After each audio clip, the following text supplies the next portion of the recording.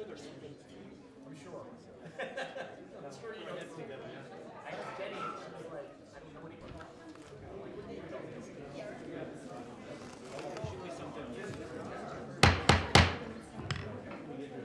The fifth meeting of the 23rd Council will please come to order. Councilor Winter and Councilor Pena. All other councilors are present. At this time, we will have a moment of silence, followed by the Pledge of Allegiance, followed by Councilor Jones.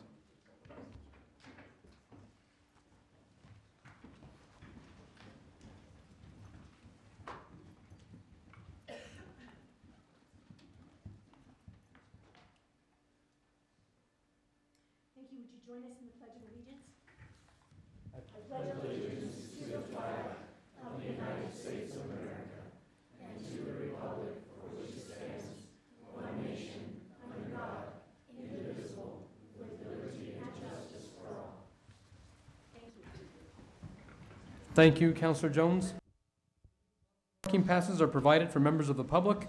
You can obtain a parking pass from the council staff at the sign-up table. The council will take a dinner break this evening at approximately 7 p.m. We want tonight's proceedings to be as civil and respectful as possible. Please do not make any personal attacks, and please no applause or outbursts during the meeting. The meeting will go a lot smoother if we are respectful of one another. The next item on the agenda is proclamations and presentations. We have a proclamation this evening recognizing Officer Ryan Holitz. He was in Washington, D.C. last week for the State of the Union address, and we'd like Officer Holitz to please come up and receive this proclamation. And I also want to personally thank Sergeant Edison, who provided us the information for tonight's proclamation, and Commander Burke, thank you very much for the information. Appreciate all your work. Officer Holitz, thank you very much for what you've done. Last week you were in the U.S. Capitol among the United States Senator, members of the House of Representatives, and the Speaker of the House, the Vice President of the United States, and President Trump. And I know it was a tremendous honor to be there. We were watching the interviews early on, but just to watch what took place that night in the U.S. Capitol with the President of the United States acknowledging you was, I think, a real attribute to Albuquerque and to the Albuquerque Police Department. And at this time, it is my honor to begin this proclamation. We are all going to do this together, the entire council. And it reads, whereas Officer Ryan Holitz and his wife Rebecca were invited to Washington, D.C. as First Lady Melania Trump's guest, where Officer Holitz and Rebecca were recognized as people who embody the goodness of our nation and represent the unbreakable American spirit at President Trump's State of the Union address on Tuesday, January the 30th, 2018, and Councilor Gibson. Whereas Officer Holitz has been with the Albuquerque Police Department for 7 years and has gone above and beyond the call of duty as a public servant, and as Sergeant Edison explained, Officer Holitz and his wife Rebecca have truly shown us all what a servant looks like, what a community caretaker acts like, and what helping people feels like.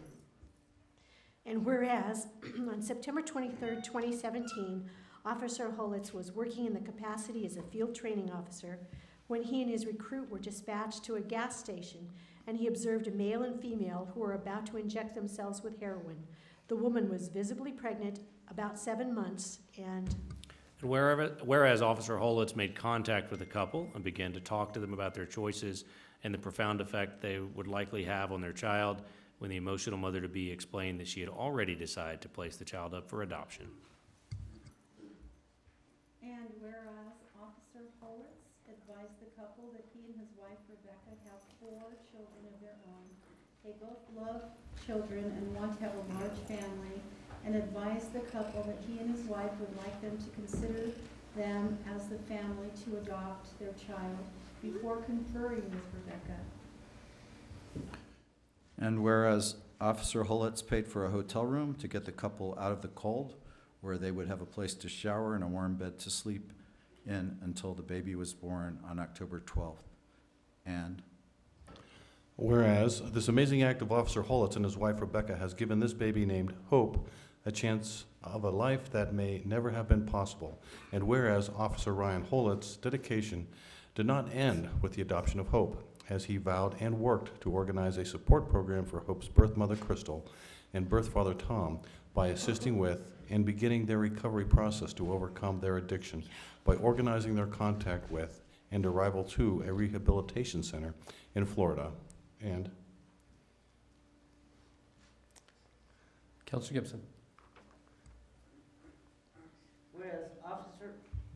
Whereas Officer Ryan Holitz's dedication did not end with the adoption of Hope, as he vowed and worked to organize a support program for Hope's birth mother, Crystal, and birth father, Tom, by assisting with and beginning their recovery process to overcome their addiction, by organizing their contact with and arrival to a rehabilitation center in Florida, and Whereas on September 23rd of 2017, Officer Holitz changed the world for a small unborn child when he and Rebecca followed a calling from God and reminded us how to be compassionate unto others, especially those in need.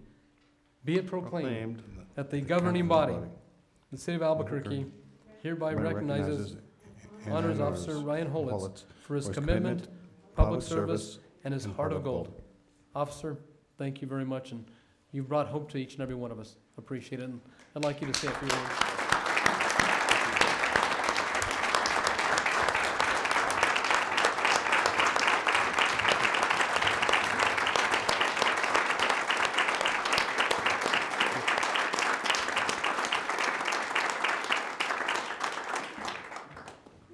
Well, thank you very much for that honor. And I know that obviously my wife and our children couldn't be here this evening, but on her behalf and the behalf of my entire family, we thank you for that. And we're very humbled because we don't think that we're necessarily very special people, and we didn't do this with the thought that anybody would know about it. And now that people do know about it, we're hoping that it causes people, as you said, to recognize the humanity of those who are suffering, particularly under addiction, and that people can see that there are options out there, and that adoption is a beautiful thing, and recognize the courage that Hope's birth mother, Crystal, had in what she did, in giving her child the best chance in life and wanting that even while she was captivated by her addiction, showing her great love. And so, like I said, it's a huge honor, and I thank you all very much. Thank you. Thank you. We'd like you to come forward and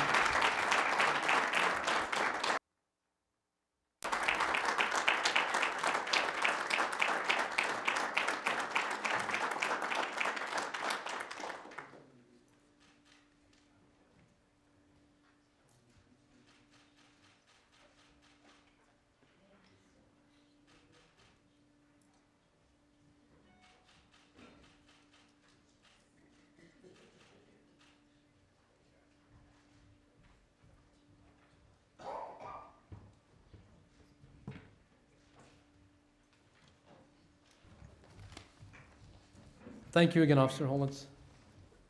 You have been a true inspiration to each and every one of us. The next item on the agenda is item 3, proclamations and presentations. We've already got that. Let's go to item 4, economic development discussions. Tanya Armenta from the Visit ABQ is here to present this evening. Excuse me, before you proceed, Councilor Borrego. Mr. Chair, I asked that this be placed on the item. I was attending their meeting recently and found so many positive things that they've done and that the city has been honored for. And I thought, you know, like many of us, I'm tired of hearing the negative. So I asked them if they would come and present so that the public could also hear some of the positive that Albuquerque has been honored for. Go and proceed. Thank you. Thank you so much for that opportunity, Council President Sanchez, members of the council, specifically to Councilor Borrego for recommending that we come here this evening. Just want to share a few highlights, as the councilor indicated. We've been receiving a lot of very positive rankings, media coverage, and momentum in Albuquerque. Wanted to take a moment to just talk about what we've been gaining in terms of positive attention and the fact that Albuquerque is one of the places to be in 2018, as noted by a number of top media outlets. I'm going to walk you through a couple of rankings, some of the rankings. Albuquerque was named Best in Travel 2017 by Money Magazine. Sunset named the Paseo del Bosque Trail one of the 20 best bike paths in the West. Albuquerque was named one of 8 stunning wine regions to discover in 2017 by Liquor.com. The Active Times named Albuquerque as a best value destination for beers and bicycles. It was named one of 4 TV-inspired travel destinations worth hopping on a flight for by The Manual. One of the most fun cities in America by Wallet Hub. Outside Magazine ranked Albuquerque as one of the top 10 best big cities for active families. Zumper.com said Albuquerque was in the top 10 of the most pet-friendly cities in the U.S., and Thrillist ranked Albuquerque as one of the 10 cities with the cleanest air in America. Those are some of the most recent rankings that I want to highlight. Movie Maker magazine, as many of you have probably seen, just named Albuquerque as the best place to live and work as a movie maker in 2018. It was ranked one of the best American cities for creatives by Thrillist recently. One of the most under-the-radar hip cities to live by Insider. One of the 20 game-changing places to live by Sunset Magazine, and we are the top city in the Southwest for that ranking. We were ranked in the first spot with Try These 18 Destinations for 2018 by LA Times. And thanks to the alphabet, we were #1 on that list. Albuquerque was also named one of the best places to travel in 2018 by Travel and Leisure magazine. Want to note that we are one of only 9 domestic cities on that list of 50. The rest were international destinations. So those rankings are just a few of the most recent, and of course do not happen by chance. I just want to highlight that gaining this attention is the collective work of many, many people, of course, by the city of Albuquerque, by this body, by the collective work of the city of Albuquerque, the tourism industry, and all of the economic development partners, but do appreciate this opportunity to highlight. While I'm with you, I gave you a handout that has some of those rankings should it become of help to you in the future, just a ranking sheet here. Also provided you with the 2018 Visitors Guide, which is hot off the press. The 2018 official Albuquerque Visitors Guide. This is 80 pages, colorful pages of everything there is to see and do in Albuquerque as a visitor, but also a great reminder for locals to rekindle their love for Albuquerque. Also wanted to note, if you haven't had an opportunity to go to our new website, in December we launched a new visitalbuquerque.org. That website, of course, is the go-to place for visitors and residents alike with the it's now responsive on all devices, so you have the same great information on your mobile device as you do on your desktop, with everything to see and do and a comprehensive calendar of events. It also has the ability to have dynamic content, so depending on where you're at in the country, we can deliver up different content based on your demographics, your psychographics. So great opportunities there. Last but not least, I just want to highlight how the state of the industry is doing in terms of tourism. It continues to be a very, very bright spot for Albuquerque. The job growth and the employment are at all-time highs for the industry. 40,000 people, as are the revenues coming to the city from tourism. The industry currently employs over 40,000 people, and it has been one of the top leading job growth industries in for the city. I want to specifically say for the city in the last few years. All indicators are very positive. We've just seen our latest calendar year 2017 numbers for hotel occupancy, average daily rates, all of those, the lingo that we speak in the tourism industry, everything continues with substantial increases. And in terms of meetings and convention, there's a lot of focus on meetings and convention. 2018 will be our second highest total citywide convention. That's a term we use for the larger conventions and events coming here. It'll be the strongest in the last 10 years. And in terms of citywide conventions at the convention center, it's the strongest in 4 years. So just want to thank all of our colleagues in the industry and the city of Albuquerque for making this possible. And we look forward to a very strong 2018. With that, Council President and members of the council, I stand for any questions. Are there any questions from this council?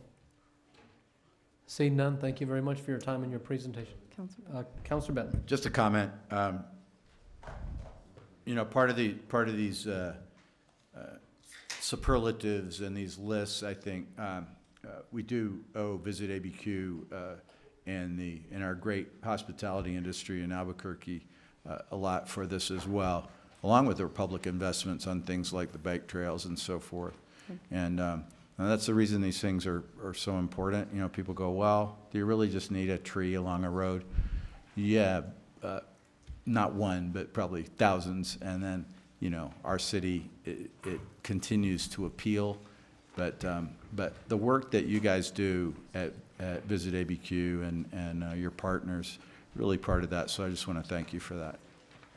Thank you so much, Councilor Benton, and for all your work with our board over the years. Do want to note that tourism industry in most cities, when tourism is doing strong, it does lead, then it leads the overall economy. So that is what we're looking to do in Albuquerque. People don't move to a place before they visited it, whether they move individually or a business. So a first date opportunity for economic development. Thank you very much. Thank you. Any other questions? Seeing none, thank you for your presentation. We are now under item 5, administration question and answers. Councilors, are there any questions for the administration? Councilor Davis. Thank you, Mr. President. Not a question, I just simply want to acknowledge out loud and say thank you to the police department. I don't see the chief here today, but I know Chief Medina's here, and perhaps some of our folks from Southeast. I just want to acknowledge, I think there was some news stories last week, but APD's taken a real approach to looking at cooperating with other agencies to try to tackle some of our big issues.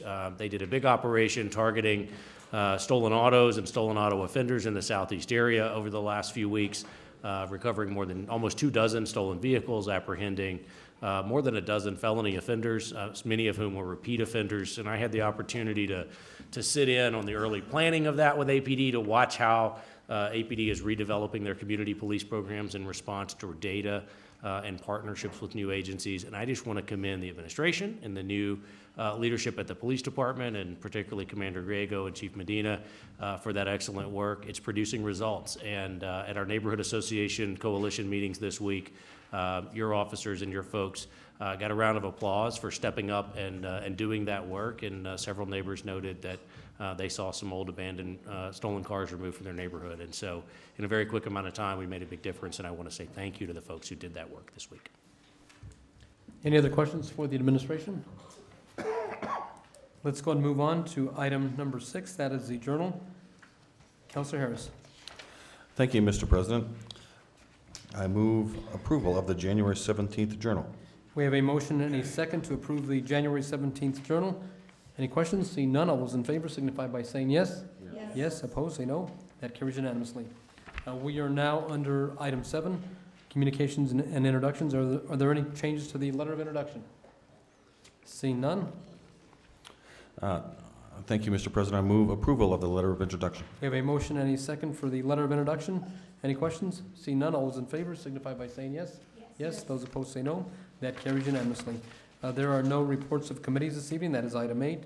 We are now under item 9. Councilors, are there any deferrals or withdrawals at this time?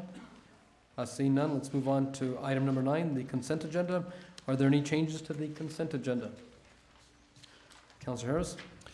Thank you, Mr. President. I move approval of the consent agenda. Before we move on, Councilor Benton? Sorry, my understanding was that there was one of the ECs, item F, that the administration was interested in removing. Is that correct? It's not on my script. I President I was Sanchez, told that Councilor Benton. the mayor's appointment of Nikia Allen, is there? We would actually prefer for that to move forward because she will not be an employee of the city until after the next meeting, and that way then she can move off. But if you want to remove it from the agenda, you're free to do that. Okay. But I think that was the question. I must have misunderstood. Sorry, Mr. President. Okay, councilors, I move approval of the consent agenda. we have a motion and a second by Councilor Borrego for the approval of the consent agenda. All those in favor signify by saying yes. Yes, those opposed say no. That passes unanimously. We are now under general public comment, which is item 10. There will be a 2-minute time limit. The light on the podium will be green for the first minute and a half. Then the bell will ring and the light will then turn yellow, indicating you have 30 seconds remaining. at the 2-minute time limit. The bell will turn red, meaning your time has expired. I will call the first 4 speakers to the front. There is seating up in front. Once your name has been called, please come to the front so you can be prepared to speak. The first speaker is Don Schrader, followed by Arlette Miller, followed by Ann Alander, followed by Tad Naminsky. Welcome, Don. A man beaten horribly as a kid by his alcoholic father learned to endure the beatings with not even a whimper, to not give his father the satisfaction of seeing his pain. As a grown man, he is not able to show any sign of pain or sorrow. Many people think he is cold, but he says they have no idea what goes on inside him. Adults cannot beat kids into being good. Hitting kids beats evil deeper into them. Spanking teaches kids make people obey you out of fear and pain. Spanking teaches kids hit those you love when you're angry. Hitting kids teaches them not to respect their own bodies and other people's bodies. Many kids beaten later abuse their bodies with booze, cigarettes, other drugs, junk food. Many kids beaten grow up to abuse others, family violence, street gangs, and in the worst gang of all, as soldiers waging war.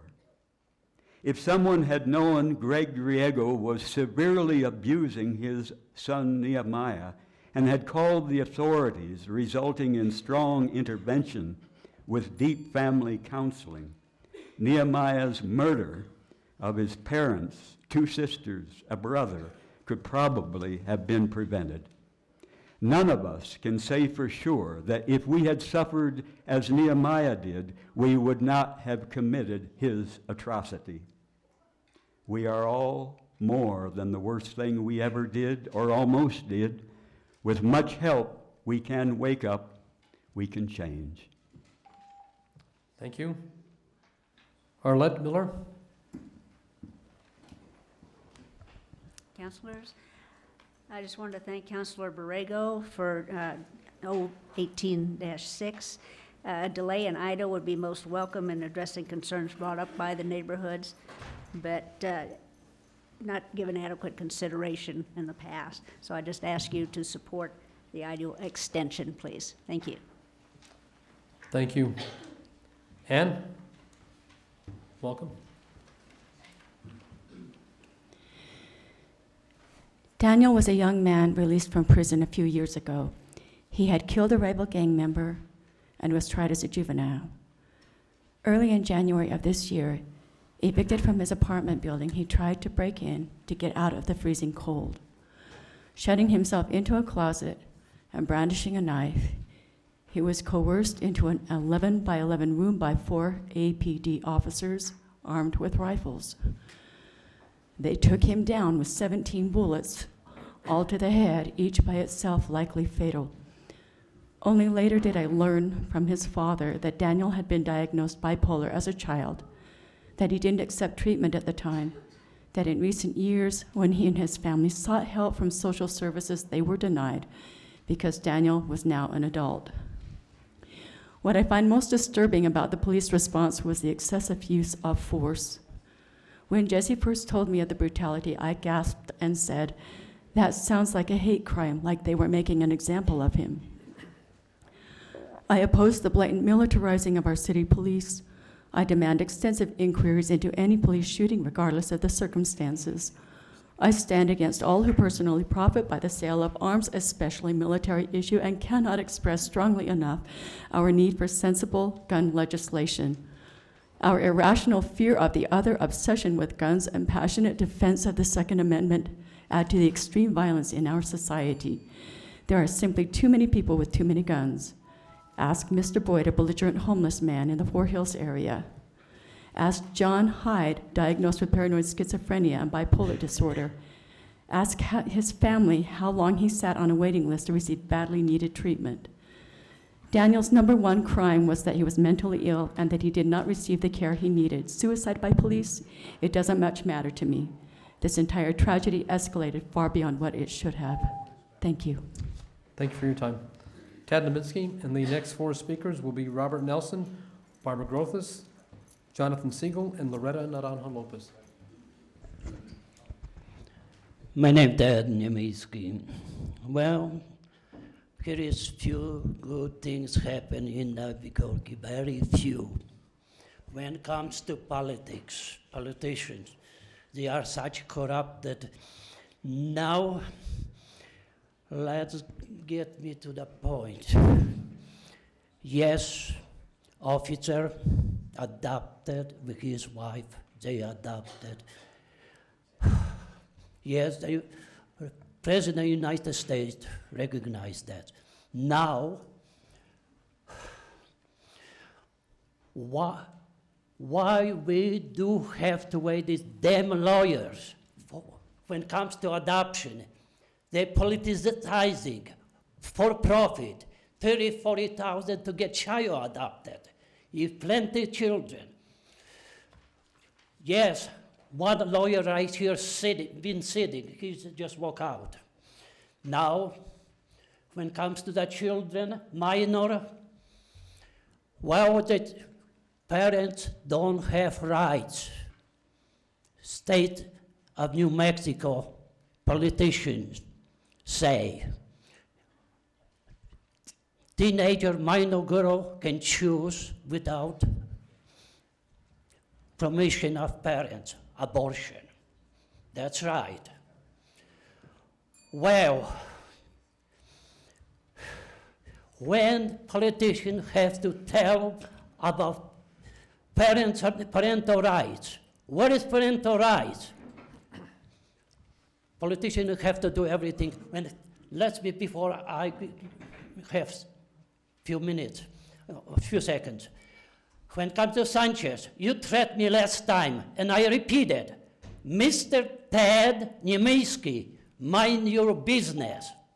Your time has expired. You are elected. This is your first warning. Your time has expired. You warn whatever you wanted. Next speaker is Robert Nelson, followed by Barbara Grothus, followed by Jonathan Siegel. Good evening, Council President Sanchez and councilors. Thank you for the opportunity for public comment tonight. My name is Robert Nelson, and I'm a board member for the Wells Park Neighborhood Association and a member of the Historic Neighborhoods Alliance. I'm here tonight to urge your support of Bill number 0-18-6, sponsored by Councilor Borrego. Excuse me. To add, I'm going to ask that Tad Naminsky be removed from the chambers. This is the second warning. to add 12 more months to the IDO process so that more. Mexican. Too many Mexicans. You're asked to leave the chambers, Mr. Naminsky? That's right, you're Mexican. Ruling this city. Sanctuary City. Mexican ruling. I'm sick and tired of Mexicans. We'll wait till he leaves the chambers and you can continue and we'll give you your time back. Thank you, sir. Thank you. You crooked SOB. That's right. Living Africa. Citizen. My apologies. Go and proceed. Thank you, sir, and thank you everyone for your patience. I'm here tonight to urge your support of Bill number 0-18-6, sponsored by Councilor Borrego, to add 12 more months to the IDO process so that more community participation can occur. The passage of the IDO was rushed to meet a deadline, and there has not been enough time to allow for additional community input and a clear assessment of community concerns. I will also remind that the comprehensive plan in the IDO excluded communities of color and still does to this day. And I will also remind some of the numbers for those who don't know in the audience that over 65% of the planning participants in that planning process were white, non-Hispanic members, less than 15% were Hispanic, Chicano, or Latino, and even less than 2% were Native American. Thank you for your time and have a good evening. Thank you for your time and for your patience. Next speaker, Barbara Grothus. Welcome. Thank you. Just here to remind you that we are continuing to watch, see what's going on here at City Council. Thank you for introducing legislation Counselor Borrego, to try to give the public a little bit more opportunity to become familiar. I think we've seen the problems with the IDO, and I know there's a lot of good in the IDO, but we also are very concerned about the kinds of things that are coming to our neighborhoods. For my place, I would just say administrative approval of plans is extremely concerning and really doesn't seem to address the needs of the community in this new plan. You know, so I'm just going to echo what Robert Nelson just said, and thank you. And I hope that we can see some support to create additional time. We were told there would be more time. We were told that we had this time after the passage of it to make some changes, and of course that was not true, and we're now faced with consequences of that. So lastly, I just want to say, you know, as a person who's been out here watching our police be used as a prop by the President of the United States for adopting a baby, great as that is, this is not the solution to the opioid crisis. We have deep-seated problems in our community and across the country, and adopting one baby is not going to solve the problem. I don't care if all of you lovely people adopt babies. All of you out here can adopt a baby. We can all adopt a baby. It's not going to change the situation with our need for intervention, for medical care, for our people who are suffering from mental illness and addictions. And I really hope that we don't get so overwhelmed by our happiness over this adoption that we fail to recognize what is really going on. Thank you. Thank you.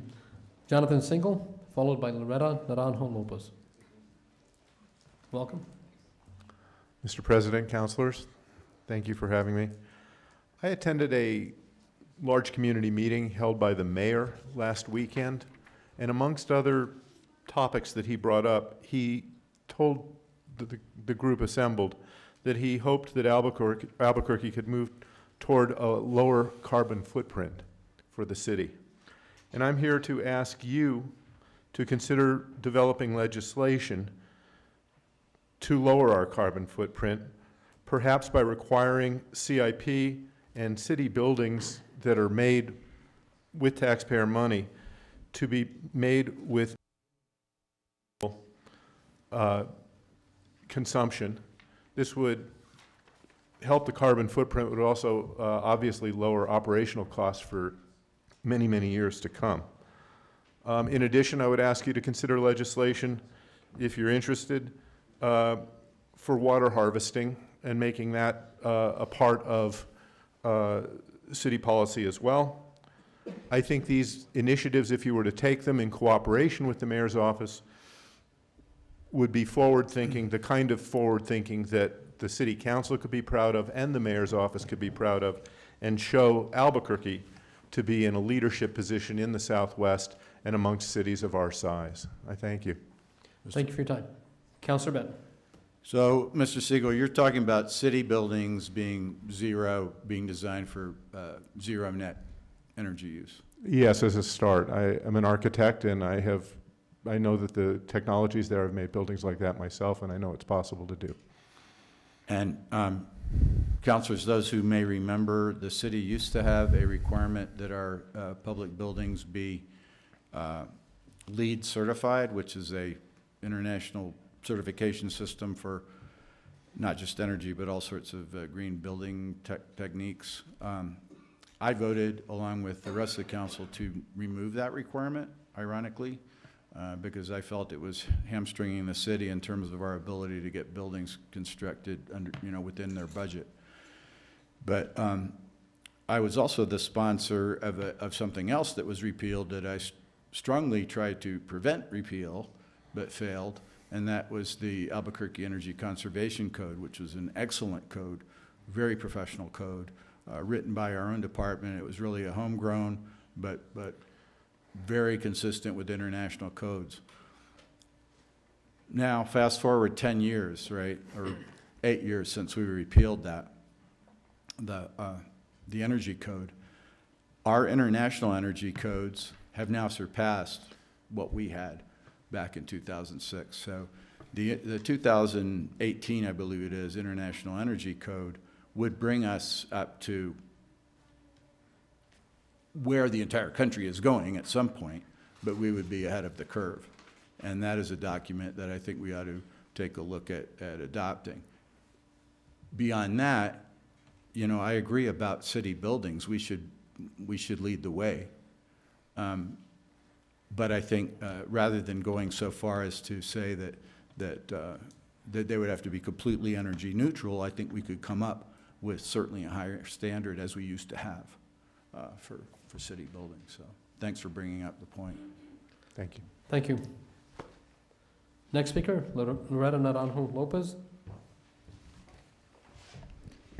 Good evening, President and councilors. My name is Loretta Naranjo Lopez, and I'm the president of Santa Barbara Martinez Town Neighborhood Association. Also, I'm a member of the Historic Neighborhood Alliance and Martinez Town Work Group, and we're here in support of Ordinance 18-6. I'd like to commend Councilor Cynthia Borrego for the excellent writing that she wrote here on the ordinance.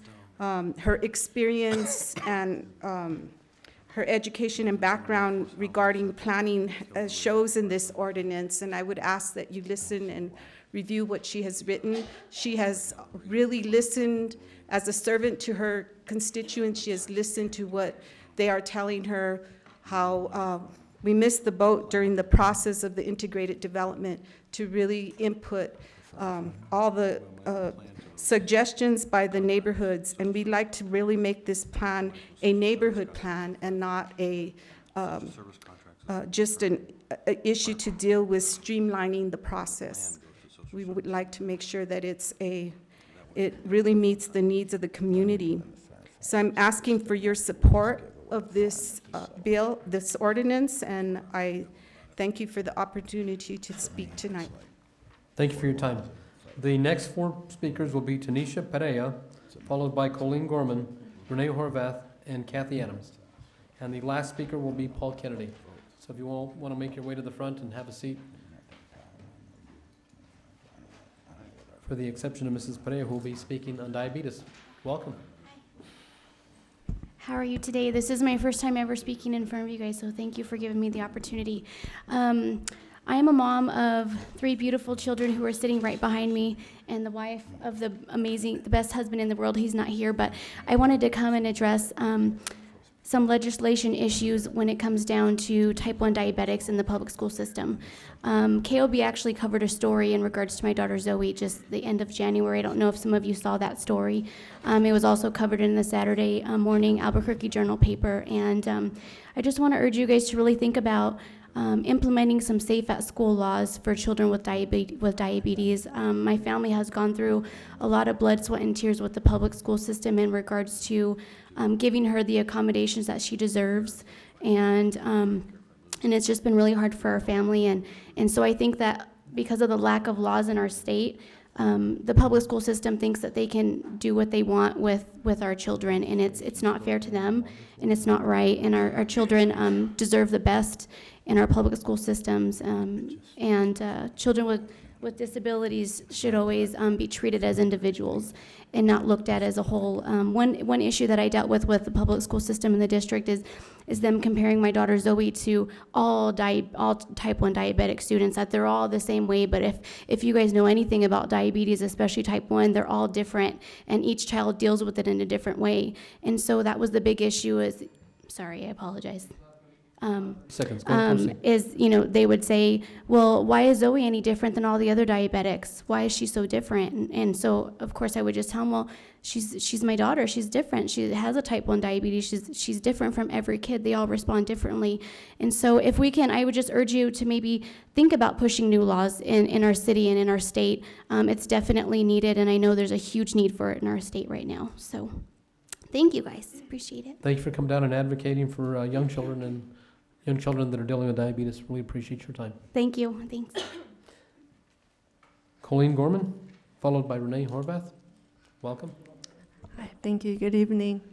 I'm coming today to talk about the pedestrian safety ordinance, but real quick on that guy's comment about bringing down energy. I might suggest LED lights instead of the fluorescent lights. At RFK Charter School, they're replacing all of those, and they're saving $34,500, which is one staff employee for a small charter school. So light design in your buildings, light tubes, or designing lights, you can talk with architects about that. They've done it in India. It's a great way to do it without having to do electricity. All right, so with regards to the pedestrian safety ordinance, I'm really sorry to say this, but I'm like so upset and offended and disgusted by that. I was up last night just thinking about all the things to say. But really, I feel like it's class warfare and it's racist as well, because a majority of homeless people, not only are they mentally, they have mental issues, there's addictions, there are disabilities.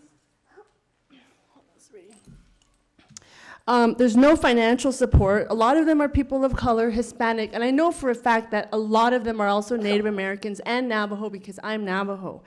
In addition to that, they don't have institutional support. They're refugees who have been dislocated for natural or personal disasters, and to criminalize and force people to pay a fine for trying to help them out, I personally think that that is unconstitutional.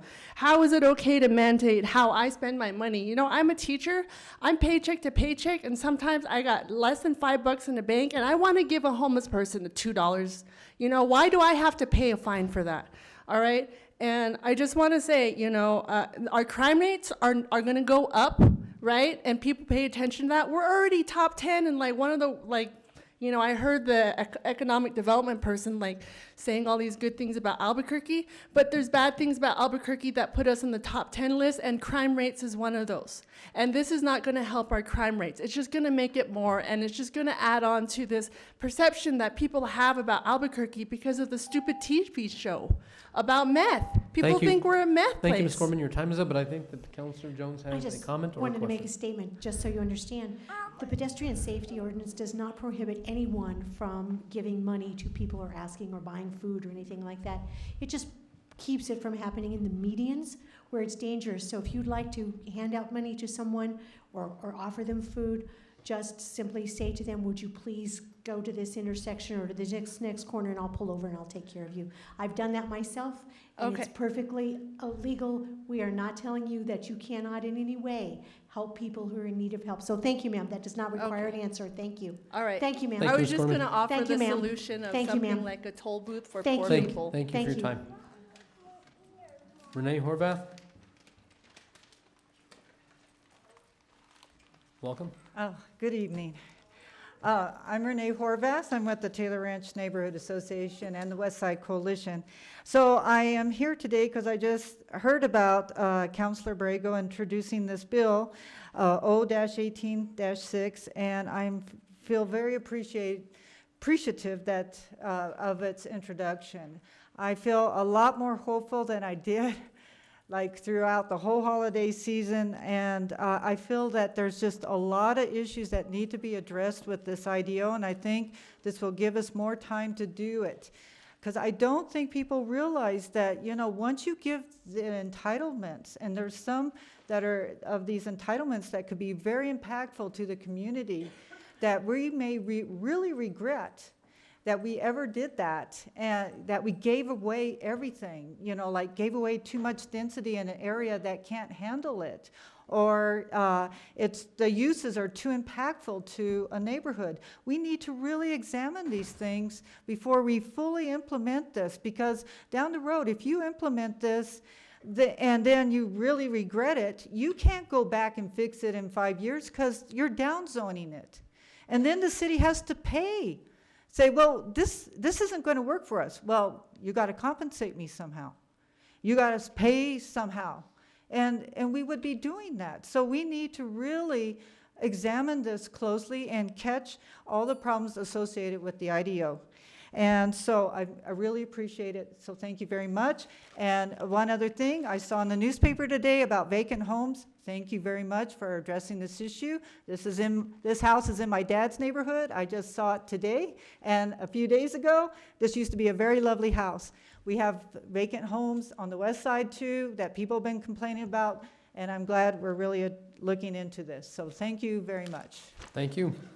Kathy Adams? And the last speaker under general public comment will be Paul McKinney. Welcome, Ms. Adams. Good evening. I'm speaking from the West Side Coalition of Neighborhood Associations and La Luz Landowners Association. And I'm here to talk about my support for Councilor Borrego's proposed ordinance. This gives the city a chance to make the IDO an excellent zoning code.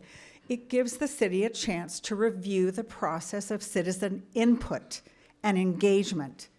And it recognizes the need for us to read and reread the comprehensive plan and ensure that the IDO honors this vision of good growth for our city.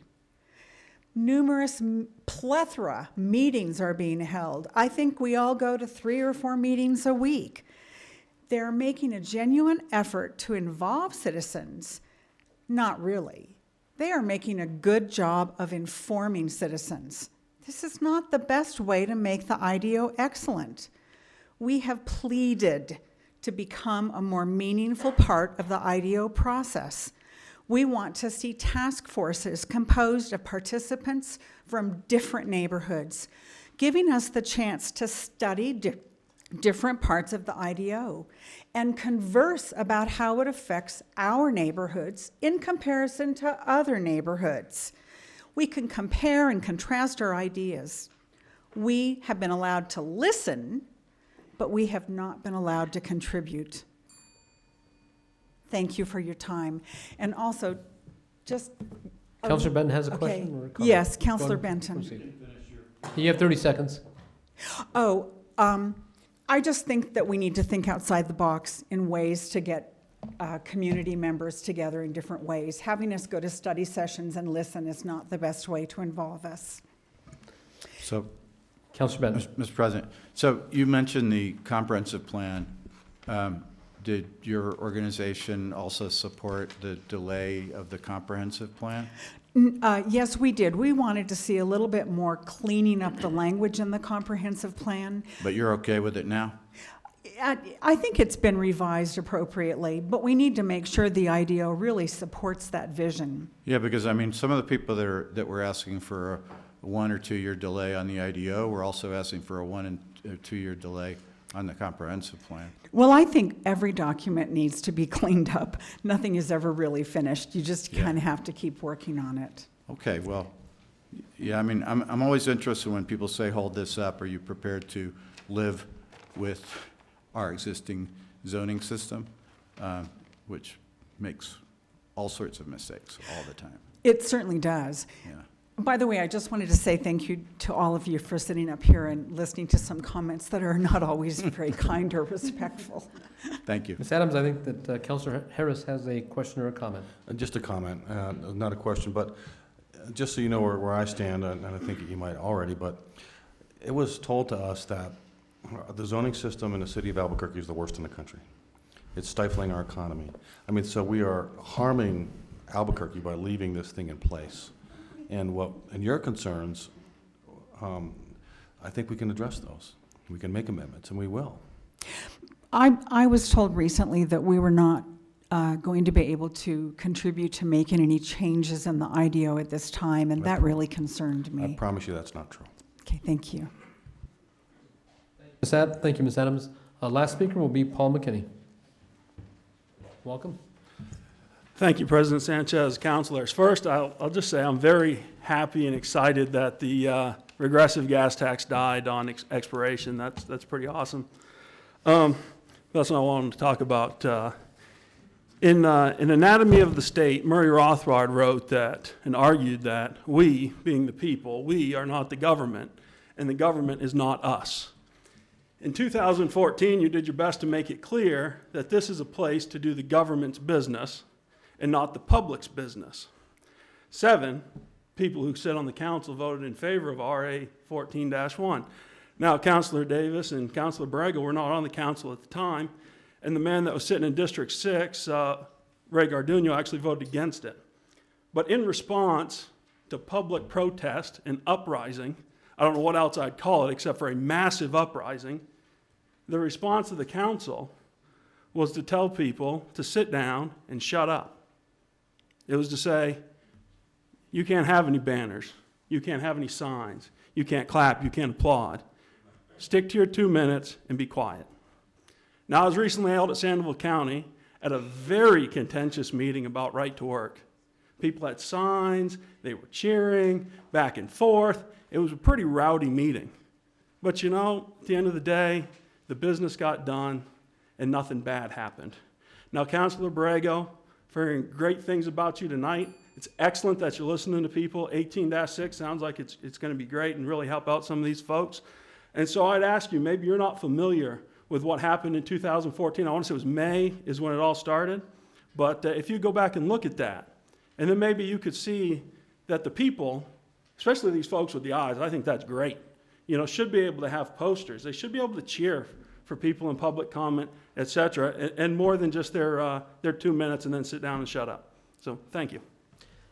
Thank you. Councilor Borrego. Thank you for your comments, sir. I appreciate that. I think that our job is to listen to the public. That is our job. We are elected officials. I have to say that we also have to follow rules like everyone else, and there are rules for the council, so I understand that as well. And I do want to refer to the little I, you know, because sitting up here for the first time and seeing that. Actually, the signs did not offend me, but what did offend me is that I have been stalked before, and when I left that meeting that first night, I was really offended. And it was not because of the sign, it was, you know, some emotion that it brought back to me as an individual and as a person. And so I think that, you know, we all have to be respectful of each other. And, you know, when I was elected to represent the entire community. So thank you for your comments. And thank you, Ms. Burrow. I'm very excited. There's no, thank you. Okay, let's go on to item 11, announcements. Councilor Pena is not here, so I will read that for her.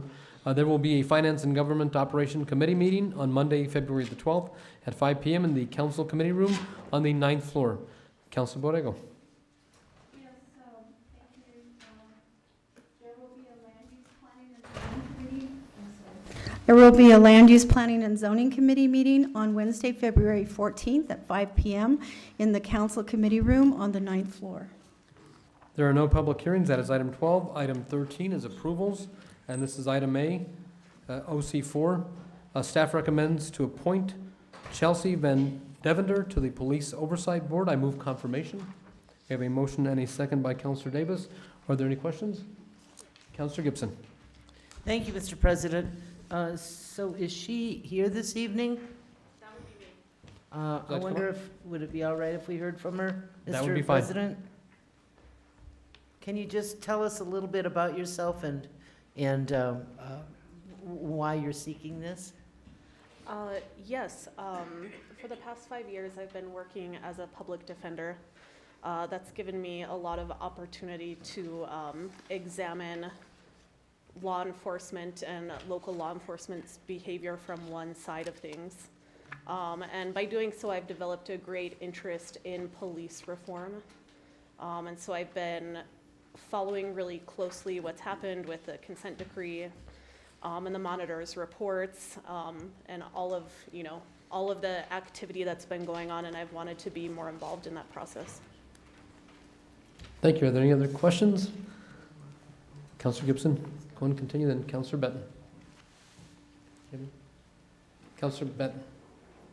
All right. Just following through on what you mentioned with the process with the DOJ reform and so forth, do you have any thoughts on that, about the role of the Oversight Board and the agency vis-a-vis the interactions between the city and the monitor? Okay, so it sounded like that was two questions, right, Councilor Benton? Is that? It mostly had to do with how you see that, how you see the board and the agency in its interactions with the settlement effort, the reform that's required by the CASA decree. Well, I think the board has a crucial role to play, and I also think the board, as it transitioned from the commission, what it was previously, was directly linked to the consent decree itself.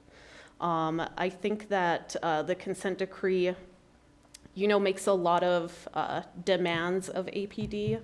And you know what, you can kind of, I guess you can break them or group those different demands into different subjects. And the essential functions of the Police Oversight Board, as I see them, are to, one would be an oversight function and the other would be a policy function. And because the consent decree is so much about policy, and that's also what the Police Oversight Board is about, I think that those things overlap exactly. So I think their relationship is very intertwined and intentionally so. Yeah, and you know, just as an example, the training methods, the standard operating procedures, all of those are being reviewed under the consent decree. I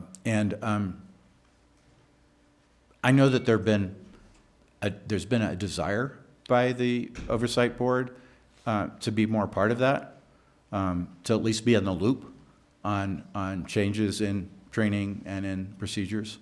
You know, I encourage that, and I really appreciate your willingness to serve and your interest in the whole matter. So, thanks. Thank you. Councilor Gibson. So, one other thing. First of all, I also am, you know, very grateful for anybody who wants to volunteer to help the city. But this particular board is, you know, it's not an easy job. You know, it's certainly one of the, I don't know if I want to say most important, but in its own ways, it is one of the most important that we have, certainly. So thank you for that and for your willingness and to put your time and energy in that. And I understand that you've seen sort of one side of interactions with police, which probably many times are not good, since you're defending, you've been a defense attorney. So do you feel like you can look at each case objectively, you know, as things come up to the POB? Do you think that you can, I don't know if the word is compensate or something, so that you can allow for perspective from law enforcement side? Yes, Councilor Gibson, I do believe that I can be objective, and I think objectivity is really going to be at the heart of this work. I think that, you know, as a citizen who desires that our police encounters be more constitutional and certainly less violent, that we're not going to actually make any meaningful changes unless we approach this work with intellectual honesty and not with feelings. And so that's something that I really is a discipline and an exercise for me in all the work that I do, and I think that I can easily carry that discipline and exercise over into this role. Great, thank you. Thank you. Councilor Borrego. Ms. Van Deventer? Yes. Thank you so much for stepping up to the plate. I think that we need more people like you to do this work. Our city needs a lot of work right now, and I think we all know that. Looking back at the presentation that was made tonight regarding economic development, I asked them specifically to be here because, as I mentioned earlier, I think people are tired of hearing all of the negative about Albuquerque, and it's time to start looking at some of the positive. And people such as yourself who are actually wanting to do this volunteering, we need more of those types of people. And I'm looking forward because it says that you would, or the group would be recommending policy changes to the mayor and the council. So I will be looking for those policy changes. Thank you so much. Thank you. Thank you. Any more questions? Seeing none, we have a motion and a second to approve OC-4, the appointment of Chelsea Van Deventer to the Police Oversight Board. All those in favor signify by saying yes. Yes. Those opposed say no. That passes unanimously. Thank you. Thank you. Next item is item B under approvals. That is OC5, The staff's recommendation to appoint James Larson to the Police Oversight Board. Is Mr. Larson here this evening? Welcome. You can come on up. I move confirmation. We have a motion and a second by Councilor Jones. Are there any questions for Mr. Larson? Councilor Borrego. Mr. Larson, I just also would like to echo what I just said to Ms. Van de Vieter. I thank you for your service to the city of Albuquerque and wanting to help. Thank you, Counselor.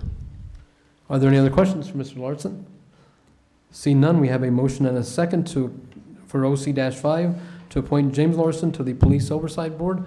All those in favor signify by saying yes. Yes. Yes, opposed, say no. That passes unanimously. Thank you for wanting to serve. Thank you, sir. Appreciate it. We are now under final action. Councilor Harris, R-259. Thank you, Mr. President. I'll move approval of the of R-259, amending the adopted capital implementation program, and I think this was by request. We have a motion and a second to approve R-259. Do we have anyone signed up to speak? Let's go and proceed. Councilor Harris. Thank you, Mr. President. Do we have anyone from staff to talk about what this bill does? Because it has to do with capital and finances and all that kind of thing. And normally it's best to have staff discuss this kind of stuff. Welcome. Just state your name and position for the record. This is Christine Ching, and I'm the DMD manager, fiscal manager for DMD. I wrote this fall cleanup to pass and supplement the capital items on the list. It's just a formal cleanup that we do annually, twice a year, fall and spring. Okay. Any other questions? Seeing none, let's go ahead and proceed. We have an amendment, and that is going to be by Councilor Benton. This would be amendment number 1. Thank you, Mr. President. I'll move floor amendment number 1. And this reads on line 4, line 19, entitled Road Deficiency Transportation Tax, decrease the amount by $1.8 million. On page 4, line 24, entitled Transportation Tax, decrease the amount by $850,000. On page 4, after line 29, insert the following: 12th and Manal intersection improvements, transportation tax, and 12th and Manal roadway improvements, transportation tax. And councilors, in 2016, we approved the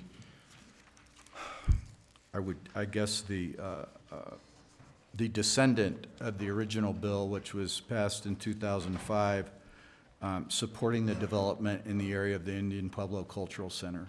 So 12th and Manal, those two streets were part of that. As you may know, that whole development plan with the Pueblos has moved forward.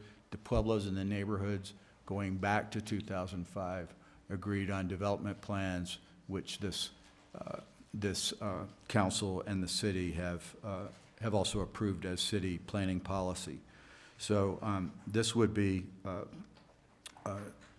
allocated to that project. It's been waiting now for gradually being funded slowly and in piecemeal fashion over the years. This would provide the remaining funds that are needed to complete the work on Manal Boulevard and in the intersection itself. We have a motion and a second for floor amendment number 1. Councilor Davis, and then Council Vice President Harris. Let me ask staff a question. How much money is in that transportation tax fund right now? Mr. President, Councilor Harris, I'm sorry I don't have that information in front of me. We don't have the most current, but when the workup for this cleanup occurred, we had an excess of $2.3 million. So $2.3 million. So this takes most of it, right? Yes. Yeah, my concern is that it's a sort of a last-minute amendment on something that's kind of a major. In a way, it's major, just because you're really taking citywide money. I might, District 9 might be able to use this money for something, or District or East Central lights and sidewalks or something. I just don't know. It seems kind of like something that might need a little bit more process. I think we can do this by a separate standalone bill. I'm certainly not against 12th and Manal, I think that needs to be done too. But in terms of priorities, it just seems kind of like it's a little bit sudden and requires making decisions without really having the opportunity to think about it. Yeah, Councilor Benton? sorry that you weren't aware of the project, but I mean, this is something, again, that we,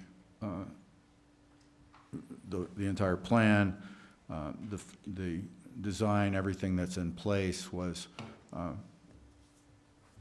enacted as a goal of the city at that time in 2006. So, it's nothing new. It is a use of these funds, and it is appropriate, of course, to bring forth this type of amendment within the capital cleanup. So that's all I would say. This is, I make this request on behalf of the Pueblos and the neighborhoods who've worked so hard over the years to get this complete. And the Pueblos are making a big investment there. We've made an investment in part of it, but this would get the project pretty much complete. Councilor Davis. Thank you, Mr. President. If I may, I have one question for the sponsor and one for the administration. But for the sponsor, that you sort of started on my question, I think. Watching that project develop over the last couple of years, I know we've worked with the Pueblos to finish that work in order to allow for their economic development programs that have gone there. Excuse me. Will this fully fund the majority of the remaining work there so that that project is now off the city's books and we're completed and other partners can move forward?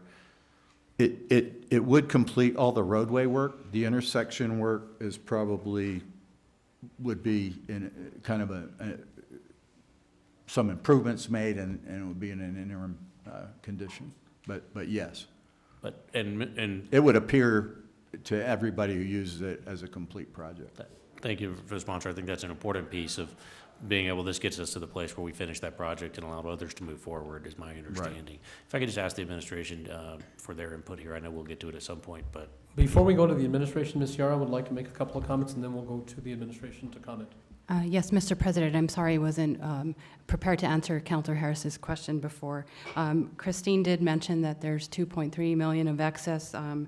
That is only in the deficiency portion of the trans tax. So there's also $1.5 million being appropriated for road maintenance of excess, sorry, and $1.2 million of road rehab that is excess. So there's more than $2.3 million. And Mr. President, just to follow up with that answer, we did, the intersection is deficient as far as moving traffic through, so it does fit within that deficiency category. We'd like to hear from the administration. Mr. Rael. Mr. President, just for purposes of, since you all have the bill, may or may not have the bill in front of you, line 19 on page 4 has the road deficiency amount of 2.3. Line 21 has road maintenance money of 1.5, and then line 20, and then you have the deficiency, the maintenance, and the rehab monies that are all available for projects. We'd not seen this amendment until just a couple of minutes ago, but I would say that Councilor Benton's representation that the road would be substantially finished, if you will, at least to the traveling public, it does make sense because it does help, obviously, the development of that area. This does not deal with the intersection issues that may or may not come up in the future, but it does complete the roadway program. Thank you, Mr. Rael. Are there any other questions on this amendment? Councilor Harris. Thank you, Mr. Rael, and I would assume that the Department of Municipal Development might have other projects kind of in the queue that were scoped for this money. I'm just wondering, are we going some other projects, Ox or something? Mr. President and Councilor Harris, I don't have the list in front of me, but certainly, as you might appreciate, I know that staff has a long list of projects that they'd like to use these dollars towards. We have been talking to Councilor Benton about this project in particular, but like I said, I don't know that this appropriation here, what the impact it has to other projects that the staff has had under consideration. but there's certainly some impact. Councilor Borrego. I'm looking to support this, and the reason that being is, and I hope that Councilor Benton will appreciate this down the road when he looks to my district. But I think that the cultural center is a high tourist area, and I think that it brings economic development to the city. And so that is one of the reasons. I think that in the future, though, I'd like to see the administration bring forth projects in priority so that we can look into the, how do we attract more people to Albuquerque, and what amenities do we have and we provide as a city that does that. And I think transportation and, transit, I think those types of priorities are things that we should be looking at as a council. Any other questions? Seeing none, we have a motion and a second on the floor for floor amendment number 1 to R-17-259. All those in favor signify by saying yes. Yes. Yes. Those opposed say no. That carries unanimously. I believe we have one more amendment, Councilor Benton. This will be floor amendment number 2 to R-17-259. And this would be floor amendment number 2, and I realize that not being a member of the FGO committee, I wasn't aware of some competing interests for these funds, but so we can talk about that. But what this would do, and for the purpose of discussion, I'd like to go ahead and move the floor amendment. What this would do would transfer. There's a balance in the Mayor Berry's ABQ, the plan fund, of around $860,000, $858,740 to be exact, and this would move it into the affordable housing fund, which, if we pass the bill that Councilor Sanchez, President Sanchez, has on tonight, were you able to look that up, Ms. Yara? Without this, where would we be with that fund tonight, if we pass that? Yes, Mr. President, Councilor Benton, if R-18-6 passes tonight, it will have depleted the 2017 GeoBond affordable housing appropriation to $900,000 for the next 2 years. It would have only $900,000 remaining. Yes, and of what the voters just approved this last August. So yes. That's pretty meager. And councilors, I know that there are other interests in these funds, but I just want to put it out there. You know that every time we have the capital budget, I'm there trying to scramble and get everybody to pitch in $100,000 from their set aside and crazy things like that to just keep that affordable housing fund on its feet. We also know, though, that with the tax changes in Washington, we don't know what's going to be happening with low-income housing tax credits. That's a real concern.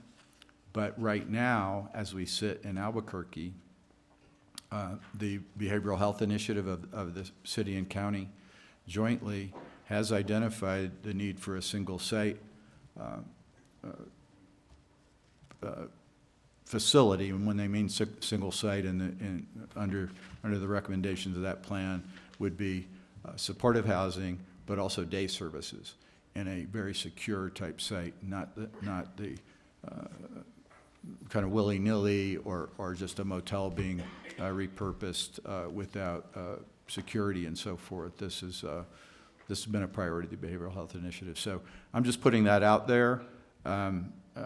That these funds could certainly be used towards land banking for a project like that, and it would seem we ought to be trying to build the fund back up. I mean, affordable housing is a critical need, and we've got a lot of rehabilitation needs in the city. That's something I know that the administration is interested in finding more effective ways to rehabilitate houses without spending all of the funds in a budget on 4 or 5 houses, which just really doesn't get us anywhere. But I'd like to hear, I know that there's a bill in committee that addresses these funds, so I'll ask the sponsors about that.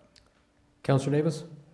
Thank you, Mr. President, and I'll second the amendment for the purposes of letting us have this conversation. If I may, for the sponsor really quickly, if you'll let me, I'd like to ask the staff just a couple of questions to follow up about some of the funding opportunities here. And I think the answer to this, Ms. Yara, is no, but if you could help me just a little bit, help us build the record and figure out where we are. The ABQ, the plan dollars, was originally funded by transfers from the General Fund 111 and some sales tax funds. Is there an option at some point if we wanted to just revert that back to the general fund and sales tax as opposed to keeping it as CIP if those funds were available for some other project? Yes, Mr. President and Councilor Davis, that is possible, and the bill that Councilor Benton was referring to does just that. It transfers it back into the general fund for one-time purposes and trades that money for recurring money.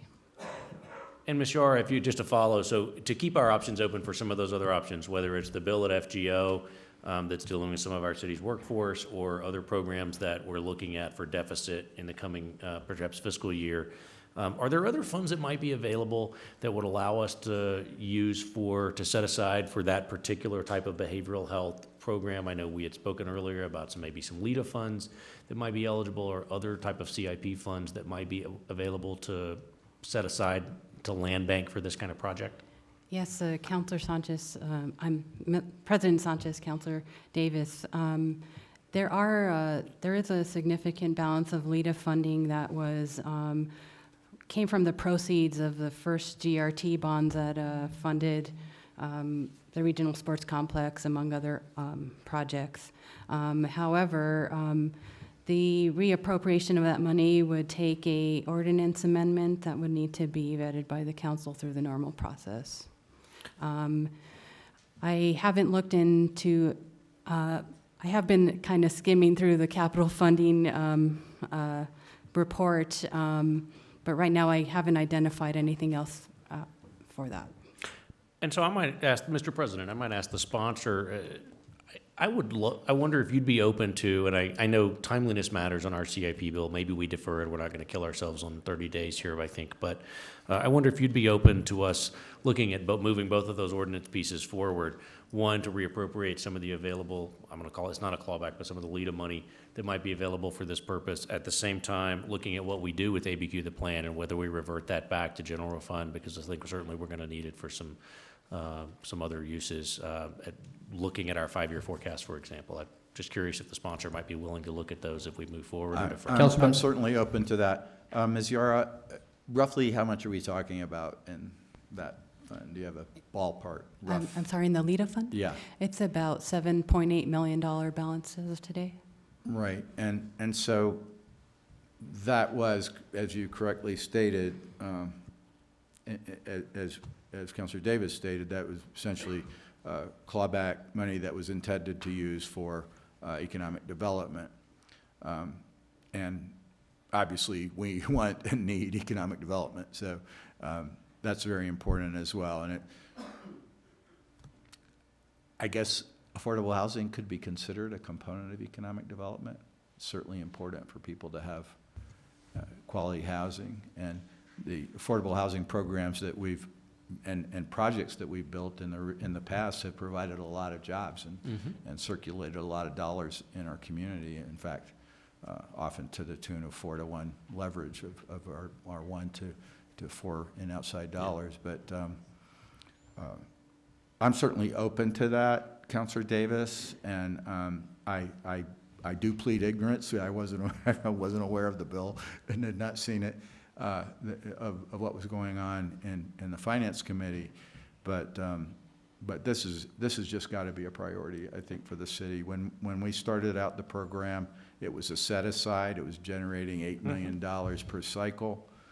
In the recent cycles, even with all the scratching and clawing, we've been down around $3.5 million. So it's a good project that Councilor Sanchez has on the docket for tonight, but that doesn't leave us much to work with for the next 2 years.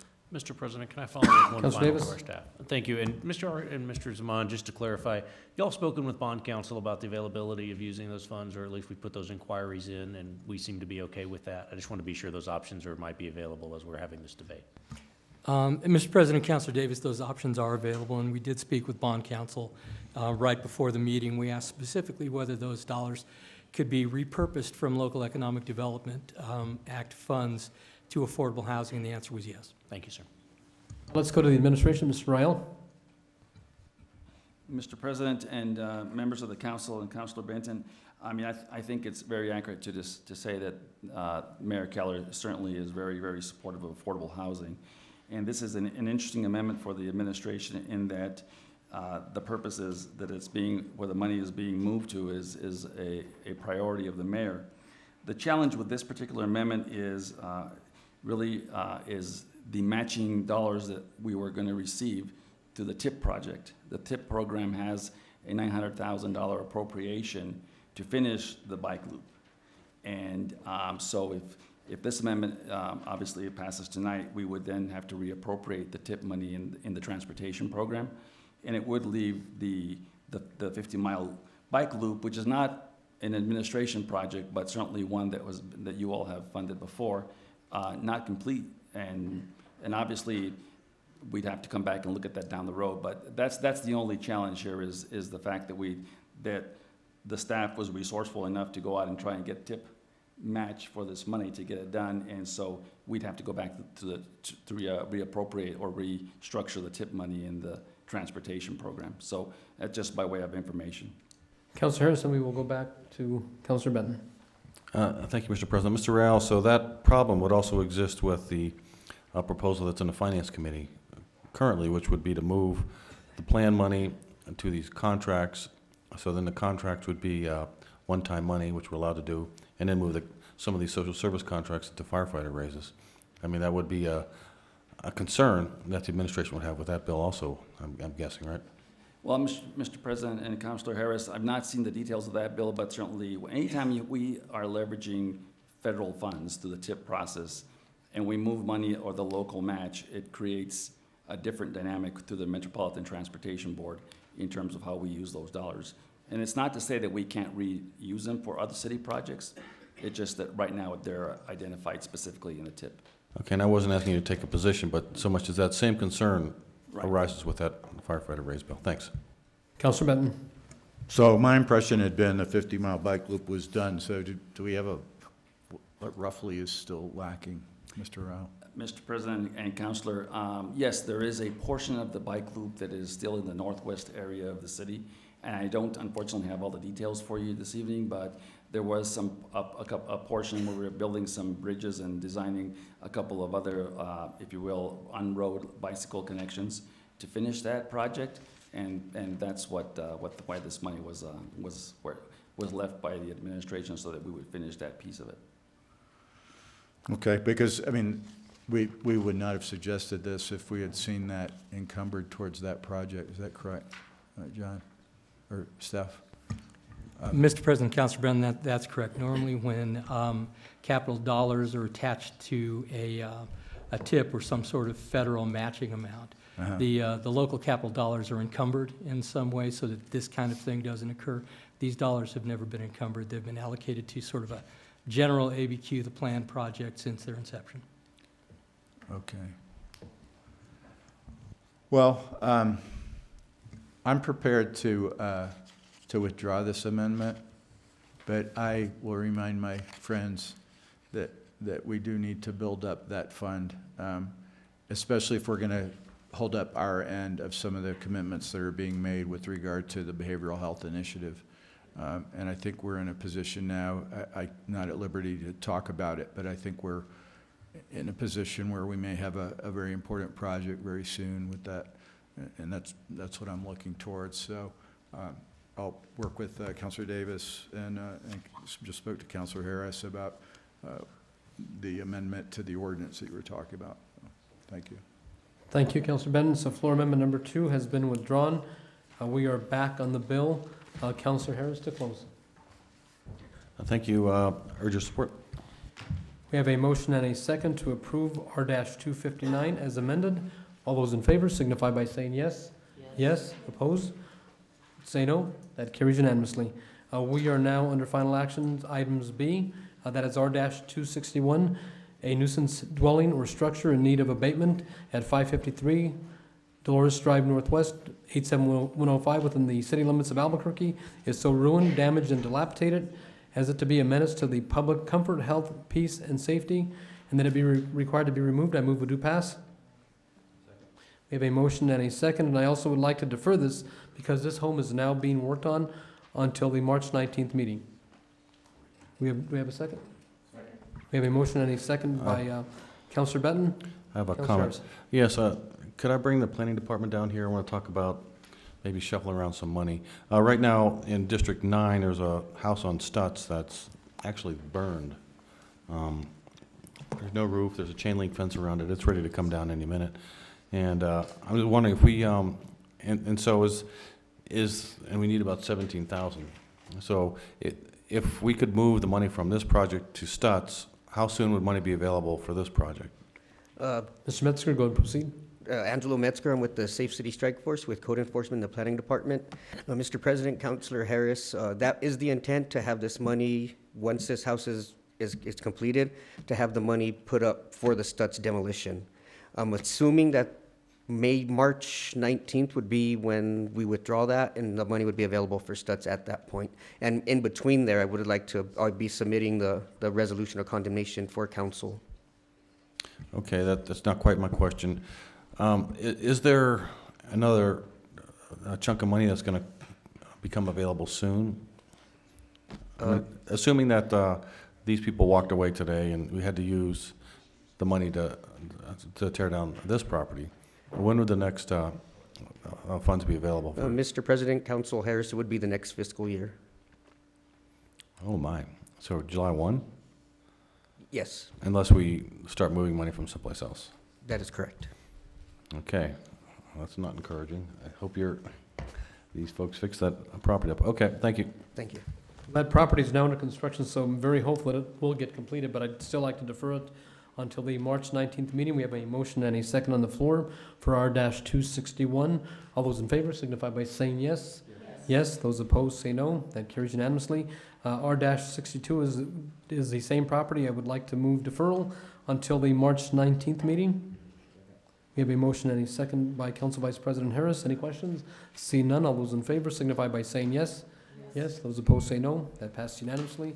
And we are now under the final bill, R-6, and that is designating workforce housing trust funds for an affordable housing development project and directing the mayor to execute the related affordable housing development agreement. And we have a second? I move we do pass. We have a second by Council Vice President Harris. And we have one individual signed up to speak, and that is Thaddeus Lucero, who is with Yes Housing. Welcome, Mr. Lucero. Thank you.